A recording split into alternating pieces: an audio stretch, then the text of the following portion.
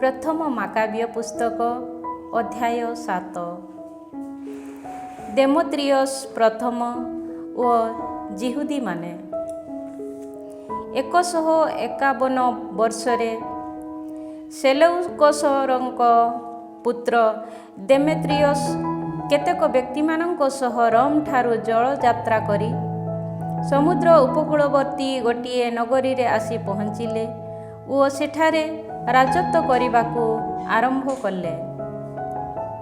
ନିଜ ପିତୃପୁରୁଷମାନଙ୍କର ରାଜପ୍ରାସାଦରେ ପ୍ରବେଶ କରିବା ବେଳେ ତାଙ୍କ ହସ୍ତରେ ସମର୍ପଣ କରିବା ପାଇଁ ଆନ୍ତିଓଖସ୍ ଓ ଲିସିଆସଙ୍କୁ ସୈନ୍ୟଦଳ ଅଧିକାର କଲେ। ରାଜା ଯେବେ ଏହି କାର୍ଯ୍ୟ ବିଷୟରେ ଅବଗତ ହେଲେ, ତେବେ ସେ କହିଲେ, ସେମାନଙ୍କର ମୁଖ ଦେଖିବାକୁ ମୋତେ ସୁଯୋଗ ନ ମିଳୁ। ସୁତରାଂ ସୈନ୍ୟମାନେ ସେମାନଙ୍କୁ ନିଧନ କଲେ। ଦେମେତ୍ରିୟସ୍ ଏହିପରି ନିଜ ରାଜ୍ୟର ସିଂହାସନରେ ଆସୀନ ହେଲେ। ସେ ସମୟରେ ଇସ୍ରାଏଲର ସମସ୍ତ ବିଧାନ ଲଙ୍ଘନକାରୀ ଓ ବିଧର୍ମୀ ବ୍ୟକ୍ତି ତାଙ୍କ ନିକଟକୁ ଆସିଲେ। ମହାଯାଜକ ହେବା ପାଇଁ ଆଶା କରିଥିବା ଆଲସିମସ୍ ସେମାନଙ୍କର ନେତା ଥିଲା। ସେମାନେ ରାଜାଙ୍କ ସମ୍ମୁଖରେ ସ୍ୱଜନମାନଙ୍କ ବିରୁଦ୍ଧରେ ଏହି ଅଭିଯୋଗ ଜଣାଇଲେ, ଜୁଦାସ୍ ଓ ତାଙ୍କର ଭ୍ରାତାମାନେ ତୁମର ମିତ୍ରମାନଙ୍କୁ ବିନଷ୍ଟ କରିଛନ୍ତି ଓ ଆମକୁ ଆମ ଦେଶରୁ ବିତାଡ଼ିତ କରିଛନ୍ତି। ବର୍ତ୍ତମାନ ତୁମେ ଜଣେ ବିଶ୍ୱସ୍ତ ବ୍ୟକ୍ତିକୁ ପଠାଅ, ସେ ଯାଇ ଆମକୁ ଓ ତୁମ ରାଜ୍ୟ ବିରୁଦ୍ଧରେ ଜୁଦାସଙ୍କ ଦ୍ୱାରା ସମ୍ପାଦିତ ସମସ୍ତ କାର୍ଯ୍ୟ ଦେଖୁ ଏବଂ ଜୁଦାସ ଓ ତାଙ୍କର ସହାୟକ ବ୍ୟକ୍ତିମାନଙ୍କ ପ୍ରତି ସେ ଶାସ୍ତି ବିଧାନ କରୁ। ସୁତରାଂ ରାଜା ନିଜ ମିତ୍ରମାନଙ୍କ ମଧ୍ୟରୁ ଜଣେ ବ୍ୟକ୍ତି ଓ ନଦୀର ଅପର ପାର୍ଶ୍ୱସ୍ଥ ଅଞ୍ଚଳଗୁଡ଼ିକର ଦେଶାଧିପତି ବାଖିଦୋସକୁ ମନୋନୀତ କଲେ। ସେ ରାଜ୍ୟ ମଧ୍ୟରେ ବିଖ୍ୟାତ ଏବଂ ରାଜାଙ୍କର ଜଣେ ବିଶ୍ୱସ୍ତ ବ୍ୟକ୍ତି ଥିଲା, ଯାହାକୁ ମହାଯାଜକ ରୂପେ ରାଜା ନିୟୋଜିତ କରିଥିଲେ। ସେହି ବିଧର୍ମୀ ଆଲସିମସ୍ ସମେତ ରାଜା ବାଖିଦୋସକୁ ପଠାଇଲେ ଓ ଇସ୍ରାଏଲ ଜନତା ବିରୁଦ୍ଧରେ ପ୍ରତିଶୋଧ ନେବା ପାଇଁ ତାଙ୍କୁ ଆଦେଶ ଦେଲେ। ଗୋଟିଏ ସଂଖ୍ୟାଧିକ ସୈନ୍ୟଦଳ ସମେତ ଯାତ୍ରା କରି ସେମାନେ ଜୁଦାରେ ଆସି ପହଞ୍ଚିଲେ। ଏହାପରେ ପ୍ରତାରଣାତ୍ମକ ଶାନ୍ତି ସନ୍ଧି ସାଲିସର ଏକ ପ୍ରସ୍ତାବ ସମେତ ଜୁଦାସ୍ ଓ ତାଙ୍କର ଭ୍ରାତାମାନଙ୍କ ପାଖକୁ ସେ ଦୂତମାନଙ୍କୁ ପଠାଇଲା। କିନ୍ତୁ ଜୁଦାସ୍ ଓ ତାଙ୍କର ଅନୁଗାମୀମାନେ ସେମାନଙ୍କର ବାକ୍ୟ ପ୍ରତି କର୍ଣ୍ଣପାତ କଲେ ନାହିଁ, କାରଣ ସେମାନେ ଦେଖିପାରିଥିଲେ ଯେ ସେମାନେ ଏକ ସଂଖ୍ୟାଧିକ ସୈନ୍ୟଦଳ ସମେତ ଆସିଛନ୍ତି। ସେ ସମୟରେ ଶାନ୍ତି ସନ୍ଧି ସ୍ଥାପନ କରିବା ପାଇଁ ନ୍ୟାୟସଙ୍ଗତ ପ୍ରସ୍ତାବ ସମେତ କେତେକ ଧର୍ମଶାସ୍ତ୍ରୀମାନଙ୍କର ଗୋଟିଏ ଦଳ ଆଲସିମସ୍ ଓ ବାଖିଦୋସ ନିକଟକୁ ଆସିଲେ। ସନ୍ଧି ଚୁକ୍ତି କରିବା ପାଇଁ ଇସ୍ରାଏଲ ଜନତା ମଧ୍ୟରୁ ଯେଉଁମାନେ ପ୍ରଥମରେ ସେମାନଙ୍କ ନିକଟ ହୋଇଥିଲେ, ସେମାନେ ହାସିଦେୟ ଥିଲେ।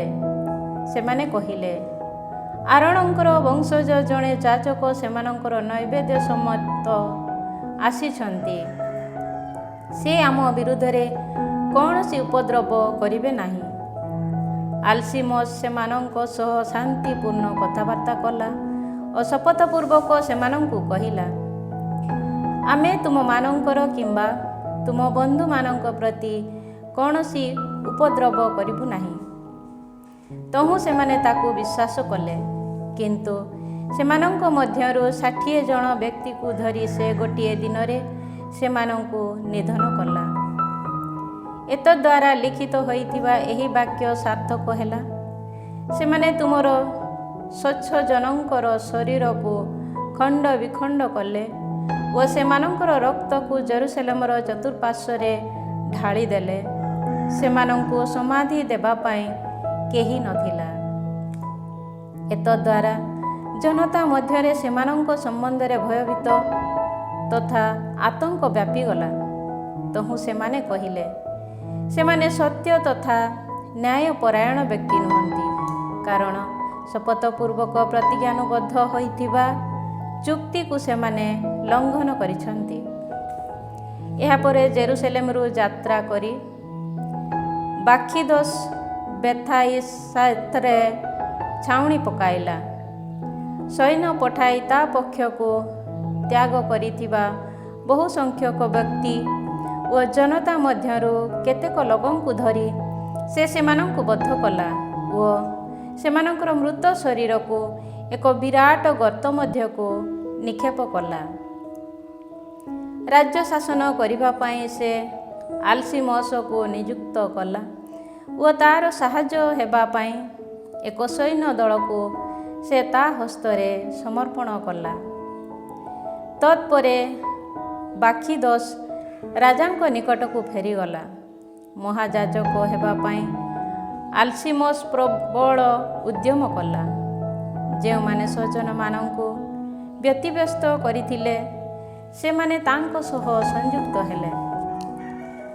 ଯୁଦାକୁ ନିଜର ନିୟନ୍ତ୍ରଣାଧୀନ କରି ସେମାନେ ଇସ୍ରାଏଲ ପ୍ରତି ବହୁବିଧ କ୍ଷତି ସାଧନ କଲେ। ଆଲସିମସ ଓ ତାର ଅନୁଗାମୀମାନେ ଇସ୍ରାଏଲ ଜନତା ବିରୁଦ୍ଧରେ କରିଥିବା ସମସ୍ତ ଅନିଷ୍ଟ କାର୍ଯ୍ୟ ଜୁଦାସ ଦେଖିବାକୁ ପାଇଲେ। ତାହା ବିଜାତୀୟମାନଙ୍କ ଦ୍ୱାରା ସମ୍ପାଦିତ କାର୍ଯ୍ୟବଳୀ ଅପେକ୍ଷା ଅଧିକ ଥିଲା। ସୁତରାଂ ଜୁଦାସ ଜୁଦିଆର ଚତୁଃପାର୍ଶ୍ୱସ୍ଥ ଅଞ୍ଚଳଗୁଡ଼ିକରେ ପର୍ଯ୍ୟଟନ କରି ଯେଉଁମାନେ ସ୍ୱଜନମାନଙ୍କୁ ତ୍ୟାଗ କରିଥିଲେ ସେମାନଙ୍କ ବିରୁଦ୍ଧରେ ପ୍ରତିଶୋଧ ନେଲେ। ନଗରୀବାସୀମାନଙ୍କ ଗ୍ରାମାଞ୍ଚଳ ପ୍ରଦେଶକୁ ଯାତ୍ରା ନ କରିବା ପାଇଁ ସେ ପ୍ରତିରୋଧ ମଧ୍ୟ ସୃଷ୍ଟି କଲେ। ଆଲସିମସ ବୁଝିପାରିଲେ ଯେ ଜୁଦାସ ଓ ତାଙ୍କର ଅନୁଗାମୀମାନେ ଶକ୍ତିଶାଳୀ ହୋଇଛନ୍ତି ଓ ସେମାନଙ୍କୁ ବିରୋଧ କରିବା ପାଇଁ ନିଜ ପକ୍ଷରେ ଅସାଧ୍ୟ। ତହୁଁ ସେ ରାଜାଙ୍କ ନିକଟକୁ ଫେରିଗଲା ଏବଂ ସେମାନଙ୍କ ବିରୁଦ୍ଧରେ ରାଜାଙ୍କ ସମ୍ମୁଖରେ ଅନେକ ମନ୍ଦ ଅଭିଯୋଗ ବଢ଼ିଲା। ନିକାନରର ଆଗମନ। ସୁତରାଂ ଶ୍ରଦ୍ଧାସ୍ପଦ ରାଜପ୍ରମୁଖ ବ୍ୟକ୍ତିମାନଙ୍କ ମଧ୍ୟରୁ ଯିଏ ଜଣେ ଓ ଯିଏ ଇସ୍ରାଏଲକୁ ଅତ୍ୟଧିକ ଘୃଣା କରିଥିଲା, ସେହି ନିକାନରକୁ ରାଜା ଇସ୍ରାଏଲକୁ ବିନାଶ କରିବା ପାଇଁ ଆଦେଶ ଦେଇ ପଠାଇଲେ। ନିକାନର ଏକ ବିରାଟ ସୈନ୍ୟଦଳ ସମେତ ଜେରୁସେଲେମକୁ ଆସିଲା ଏବଂ ଜୁଦାସ ଓ ତାଙ୍କର ଭ୍ରାତାମାନଙ୍କ ପାଖକୁ ପ୍ରବଞ୍ଚନାତ୍ମକ ଏହି ଶାନ୍ତିପୂର୍ଣ୍ଣ ସନ୍ଦେଶ ପଠାଇ କହିଲା, ମୋର ତଥା ତୁମ ମଧ୍ୟରେ କୌଣସି ଯୁଦ୍ଧ ନ ହେଉ। ଶାନ୍ତିରେ ମୁଁ ଯେପରି ତୁମକୁ ମୁଖାମୁଖି ଦେଖିପାରିବି, ସେଥି ସକାଶେ ସ୍ୱଳ୍ପ ମାତ୍ର ଅନୁଗାମୀ ସମେତ ମୁଁ ତୁମ ନିକଟକୁ ଆସିବି। ଏହାପରେ ସେ ଜୁଦାସଙ୍କ ପାଖକୁ ଆସିଲା ଓ ସେମାନେ ପରସ୍ପରକୁ ଶାନ୍ତିରେ ଅଭିବାଦନ ଜଣାଇଲେ। କିନ୍ତୁ ଶତ୍ରୁଟି ଜୁଦାସଙ୍କୁ ଧରିବା ପାଇଁ ପ୍ରସ୍ତୁତ ଥିଲା। ଜୁଦାସ ହୃଦୟଙ୍ଗମ କଲେ ଯେ ପ୍ରବଞ୍ଚନାତ୍ମକ ଉଦ୍ଦେଶ୍ୟ ରଖି ନିକାନର ତାଙ୍କ ସମୀପକୁ ଆସିଛି, ତେଣୁ ଭୟଭୀତ ହୋଇ ପୁନରାୟ ତାର ସାକ୍ଷାତ କରିବା ପାଇଁ ସେ ଅନିଚ୍ଛୁକ ହେଲେ। ନିଜର ଯଥାର୍ଥ ଯୋଜନା ପ୍ରକଟିତ ହୋଇଥିବା ବିଷୟ ନିକାନର ଯେବେ ଜାଣିଲା, ତେବେ ଜୁଦାସଙ୍କ ସହ ସଂଗ୍ରାମ କରିବା ପାଇଁ ସେ କାଫାରସାଲାମାକୁ ଗଲା। ନିକାନରର ସୈନ୍ୟଦଳରୁ ପ୍ରାୟ 500 ଯୋଦ୍ଧା ନିହତ ହେଲେ ଓ ଅବଶିଷ୍ଟ ସମସ୍ତେ ଦାବିଦଙ୍କ ନଗରୀକୁ ପଳାୟନ କଲେ। ଏ ସମସ୍ତ ଘଟଣା ପରେ ନିକାନର ସିୟନ ପର୍ବତ ଆଡ଼କୁ ଯାତ୍ରା କଲା।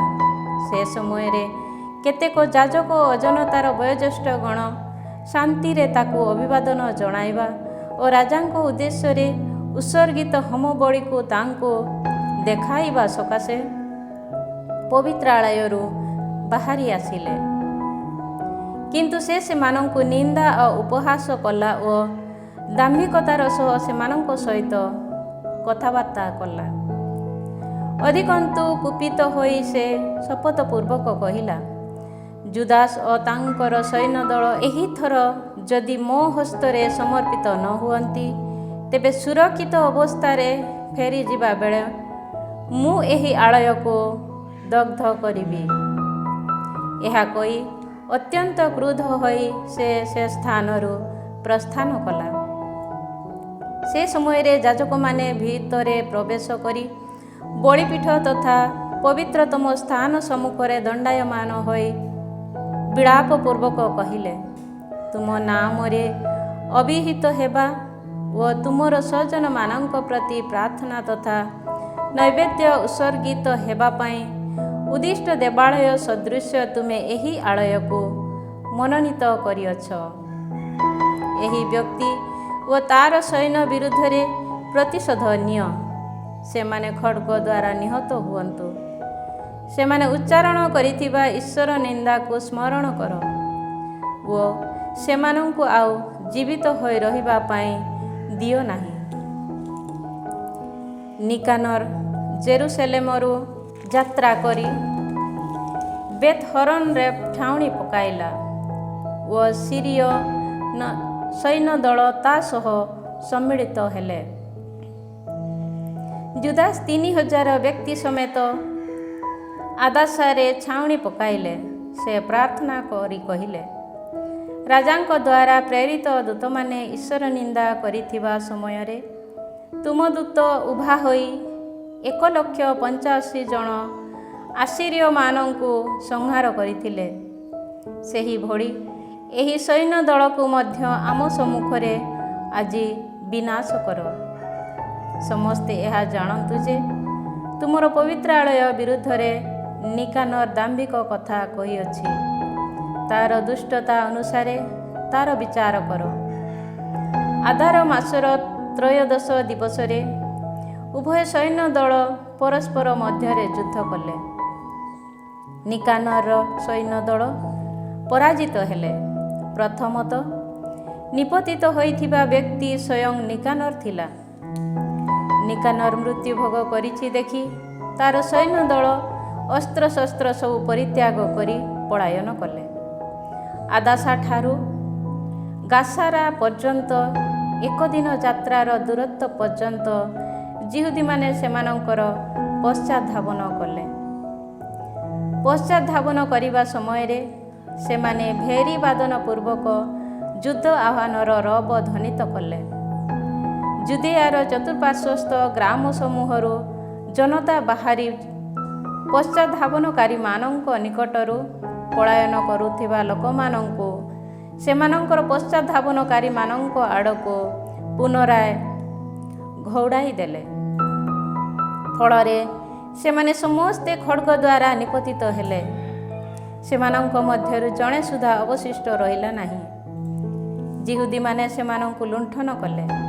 ସେମାନେ ନିକାନରଙ୍କ ମସ୍ତକ ଓ ଔଦ୍ଧତ୍ୟ ପୂର୍ବକ ସେ ବିସ୍ତାର କରିଥିବା ତାର ଦକ୍ଷିଣ ହସ୍ତ ଛେଦନ କଲେ ଏବଂ ଜେରୁସେଲେମ ସମୀପକୁ ନେଇ ଆସି ତାକୁ ଜେରୁସେଲେମର ବାହାରେ ଦେଖାଇବା ପାଇଁ ରଖିଲେ। ଜନତା ଅତ୍ୟଧିକ ଆହ୍ଲାଦିତ ହୋଇ ସେହି ଦିନକୁ ଆନନ୍ଦର ଦିବସ ରୂପେ ପାଳନ କଲେ। ସେମାନେ ଏକ ଅନୁଶାସନ ଜାରି କଲେ ଯେ ପ୍ରତିବର୍ଷ ଆଦାର ମାସର ତ୍ରୟୋଦଶ ଦିବସଟି ସ୍ମାରକ ଦିବସ ତୁଲ୍ୟ ପାଳିତ ହେବା ଉଚିତ। ଏହିପରି ଜୁଦାରେ ଅଳ୍ପ କାଳ ଧରି ଶାନ୍ତି ବିରାଜିଲା। ଅଧ୍ୟାୟ 8 ରୋମୀୟମାନଙ୍କ ସହ ସନ୍ଧି ସ୍ଥାପନ। ରୋମୀୟମାନଙ୍କ ଯଶ ସମ୍ବନ୍ଧରେ ଜୁଦାସ ଶୁଣିବାକୁ ପାଇଲେ। ସେମାନେ ଯେ ପ୍ରବଳ ପ୍ରତାପୀ ଅଟନ୍ତି, ସେମାନଙ୍କ ସହ ସନ୍ଧି ଚୁକ୍ତି କରିଥିବା ଜାତି ପ୍ରତି ସେମାନେ ଯେ ଅନୁରକ୍ତ ଅଟନ୍ତି, ଯେଉଁମାନେ ସେମାନଙ୍କର ସନ୍ନିକଟ ହୁଅନ୍ତି, ସେମାନଙ୍କ ସହ ସେମାନେ ଯେ ବନ୍ଧୁତ୍ୱ ସ୍ଥାପନ କରନ୍ତି, ସେମାନେ ଯେ ଏକ ଶକ୍ତିଶାଳୀ ଜାତି ଅଟନ୍ତି, ଏ ସମସ୍ତ ବିଷୟ ସେମାନଙ୍କ ସମ୍ପର୍କରେ ସେ ଜାଣିବାକୁ ପାଇଲେ। ଗାଉଲ ଦେଶରେ ସେମାନଙ୍କ ଦ୍ୱାରା ହୋଇଥିବା ଯୁଦ୍ଧ ସମୂହ ଓ ସେମାନଙ୍କର ସାହସିକ କର୍ମାବଳୀ, ସେମାନେ ସେମାନଙ୍କୁ ଯୁଦ୍ଧରେ ପରାସ୍ତ କରି କେଉଁଭଳି ସେମାନଙ୍କ ଉପରେ ଭେଟି ବସାଇଥିଲେ, ରୌପ୍ୟ ତଥା ସ୍ୱର୍ଣ୍ଣ ଖଣି ସମୂହ ଅଧିକାର କରିବା ପାଇଁ ସେମାନେ ସ୍ପେନ୍ ଦେଶରେ ଯାହା କରିଥିଲେ, ସେହି ଦେଶଟି ନିଜ ରାଜ୍ୟଠାରୁ ସୁଦୂରବର୍ତ୍ତୀ ଥିବା ସତ୍ତ୍ୱେ କ୍ଷମାଶୀଳ ଜନତା ଫଳରେ ସେମାନେ କେଉଁଭଳି ସେହି ସମଗ୍ର ଦେଶକୁ ଅଧିକାର କରିଥିଲେ, ଏ ସମସ୍ତ ବିଷୟ ଲୋକେ ତାଙ୍କୁ ଜଣାଇଲେ। ପୃଥିବୀର ସୀମା ସରହଦଠାରୁ ସେମାନଙ୍କ ବିରୁଦ୍ଧରେ ଆଗତ ରାଜାମାନଙ୍କୁ ପରାଜିତ କରି ସେମାନଙ୍କୁ ବିଧ୍ୱସ୍ତ କରିଥିଲେ ଓ ସେମାନଙ୍କ ପ୍ରତି ଭୟାନକ କ୍ଷତି ଘଟାଇଥିଲେ। ଅବଶିଷ୍ଟ ସମସ୍ତେ ସେମାନଙ୍କୁ ପ୍ରତିବର୍ଷ ଭେଟି ଦାନ କରିଥିଲେ। ଫିଲିପୋ ମାସେଦନୀୟମାନଙ୍କର ରାଜା ପେରସେଓସ୍ ଓ ନିଜକୁ ପ୍ରତିରୋଧ କରିଥିବା ଅନ୍ୟ ସମସ୍ତଙ୍କୁ ସେମାନେ ଯୁଦ୍ଧ କରି ପରାସ୍ତ କଲେ। 120ଟି ଗଜ ଅଶ୍ୱାରୋହୀ ସୈନ୍ୟ, ରଥ ତଥା ଏକ ବିଶାଳ ସୈନ୍ୟବାହିନୀ ସମେତ ସେମାନଙ୍କ ସହିତ ଯୁଦ୍ଧ କରିବା ପାଇଁ ଯାଇଥିବା ଏସିରିଆ ରାଜା ମହାବୀର ଆନ୍ତିଓଖସକୁ ମଧ୍ୟ ସେମାନେ ପରାଜିତ କଲେ। ସେମାନେ ତାଙ୍କୁ ସମ୍ପୂର୍ଣ୍ଣ ଭାବେ ପରାସ୍ତ କଲେ। ସେମାନେ ତାଙ୍କୁ ଜୀବିତାବସ୍ଥାରେ ଅଧିକାର କଲେ। ସେ ଓ ତାଙ୍କ ପରେ ରାଜତ୍ୱ କରିବାକୁ ଥିବା ରାଜାଗଣ ଅତ୍ୟଧିକ ଭେଟି ପ୍ରଦାନ କରିବେ।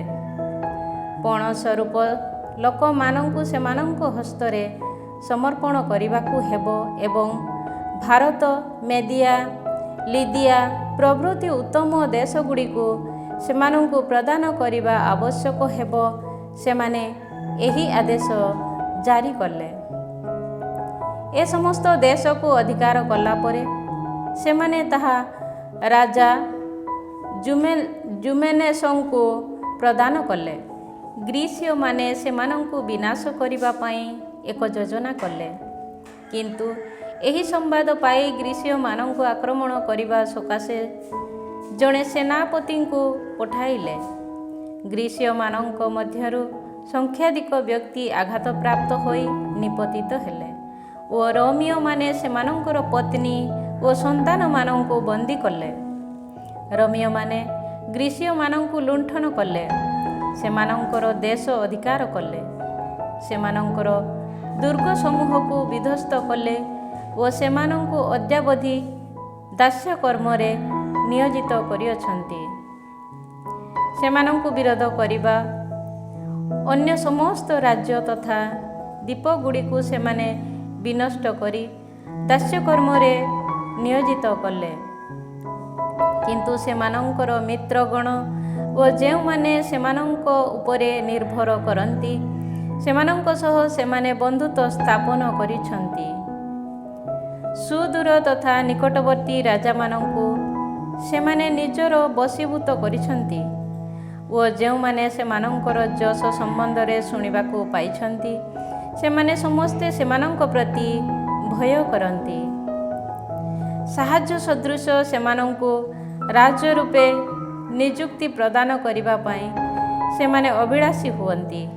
ସେମାନଙ୍କୁ ରାଜା ରୂପେ ସେମାନେ ନିୟୋଜିତ କରନ୍ତି, କିନ୍ତୁ ସେମାନଙ୍କୁ ପଦଚ୍ୟୁତ କରିବାକୁ ସେମାନେ ଇଚ୍ଛୁକ ହୁଅନ୍ତି। ସେମାନଙ୍କୁ ପଦଚ୍ୟୁତ କରନ୍ତି। ସେମାନେ ଏହିପରି ଅତ୍ୟଧିକ ମହିମାମଣ୍ଡିତ ହୋଇଛନ୍ତି। ତଥାପି ସେମାନଙ୍କ ମଧ୍ୟରୁ କେହି କେହି ମୁକୁଟ ଧାରଣ କିମ୍ବା ବାଇଗଣୀ ବସ୍ତ୍ର ପରିହିତ ହୋଇନାହାନ୍ତି, ବରଂ ସେମାନେ ନିଜ ପାଇଁ ଏକ ରାଷ୍ଟ୍ର ପରିଷଦ ଗଠନ କରିଛନ୍ତି। ଜନତା ଉପରେ ଉତ୍ତମ ଭାବେ ଶାସନ କରିବା ସକାଶେ ପ୍ରତିଦିନ 320 ଜଣ ସଦସ୍ୟ ଅବିଶ୍ରାନ୍ତ ଆଲୋଚନା କରନ୍ତି। ନିଜ ଉପରେ କର୍ତ୍ତୃତ୍ୱ ବିସ୍ତାର କରିବା ଓ ସମସ୍ତ ଦେଶ ଉପରେ ନିୟନ୍ତ୍ରଣ ଜାରି କରିବା ପାଇଁ ସେମାନେ ପ୍ରତିବର୍ଷ ଜଣେ ବ୍ୟକ୍ତିଙ୍କୁ ନିଯୁକ୍ତି ପ୍ରଦାନ କରନ୍ତି। ସେମାନେ ସମସ୍ତେ ସେହି ଜଣେ ବ୍ୟକ୍ତିଙ୍କ ଆଦେଶ ପାଳନ କରନ୍ତି ଓ ଓ ସେମାନଙ୍କ ମଧ୍ୟରେ କୌଣସି ଈର୍ଷା କିମ୍ବା ଅସୂୟା ଦେଖାଯାଏ ନାହିଁ। ସୁତରାଂ ରୋମୀୟମାନଙ୍କ ସହ ବନ୍ଧୁତ୍ୱ ତଥା ସନ୍ଧି ସ୍ଥାପନ କରିବା ଓ ନିଜକୁ ଦାସତ୍ୱରୁ ବିମୁକ୍ତ କରିବା ନିମନ୍ତେ ଜୁଦାସ ଆକସର ପୈତ୍ର ଓ ଯୋହାନାନର ପୁତ୍ର ଏଲପୋଲେମୁସ ଓ ଏଲେଆସାରର ପୁତ୍ର ଜାସନଙ୍କୁ ମନୋନୀତ କରି ରୋମକୁ ପଠାଇଲେ। କାରଣ ସେମାନେ ଦେଖିବାକୁ ପାଇଲେ ଯେ ଗ୍ରୀସୀୟମାନେ ଇସ୍ରାଏଲୀୟମାନଙ୍କୁ ସମ୍ପୂର୍ଣ୍ଣ ରୂପେ ଦାସ କରିଛନ୍ତି। ଏକ ସୁଦୀର୍ଘ ଯାତ୍ରା ପରେ ସେମାନେ ରୋମରେ ଆସି ପହଞ୍ଚିଲେ।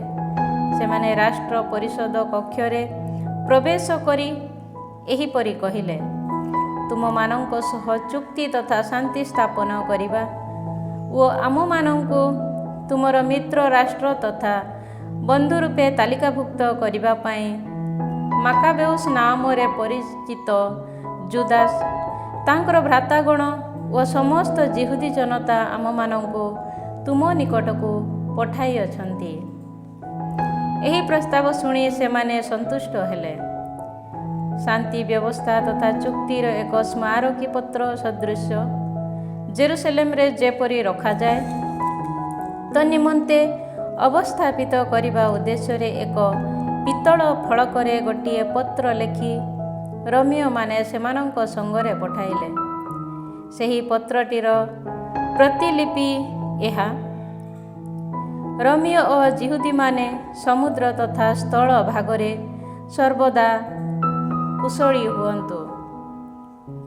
ଖଡ୍ଗ ଓ ଶତ୍ରୁ ସେମାନଙ୍କ ନିକଟରୁ ଦୂରେଇ ରୁହନ୍ତୁ। ରୋମୀୟମାନେ କିମ୍ବା ସେମାନଙ୍କ ଅଧୀନସ୍ଥ ଯେକୌଣସି ମିତ୍ର ରାଷ୍ଟ୍ର ପ୍ରତି ପ୍ରଥମରେ ଯୁଦ୍ଧ ଘଟିଲେ ଯିହୁଦୀ ଜନତା ପୂର୍ଣ୍ଣ ହୃଦୟ ସହକାରେ ସେମାନଙ୍କର ମିତ୍ର ରାଷ୍ଟ୍ର ସଦୃଶ ଆଚରଣ କରିବେ। ସେମାନଙ୍କ ସହ ସଂଗ୍ରାମ କରୁଥିବା ଶତ୍ରୁ ଜନତାକୁ ସେମାନେ ରୋମୀୟମାନଙ୍କ ନିଷ୍ପତ୍ତି ମୁତାବକ ଶସ୍ୟ, ଅସ୍ତ୍ରଶସ୍ତ୍ର, ଅର୍ଥ କିମ୍ବା ଜାହାଜ ଗୁଡ଼ିକୁ ପ୍ରଦାନ କରିବେ ନାହିଁ। କୌଣସି ପ୍ରତିଦାନ ପାଇବା ଆଶା ନ ରଖି ସେମାନେ ଏ ସମସ୍ତ କର୍ତ୍ତବ୍ୟ ପାଳନ କରିବେ। ସେହିପରି ଯିହୁଦୀ ଜନତା ପ୍ରତି ଯୁଦ୍ଧ ପ୍ରଥମରେ ଘଟିଲେ ରୋମୀୟମାନେ ସ୍ୱେଚ୍ଛାପୂର୍ବକ ସେମାନଙ୍କ ମିତ୍ର ରାଷ୍ଟ୍ର ସଦୃଶ ଆଚରଣ କରିବେ।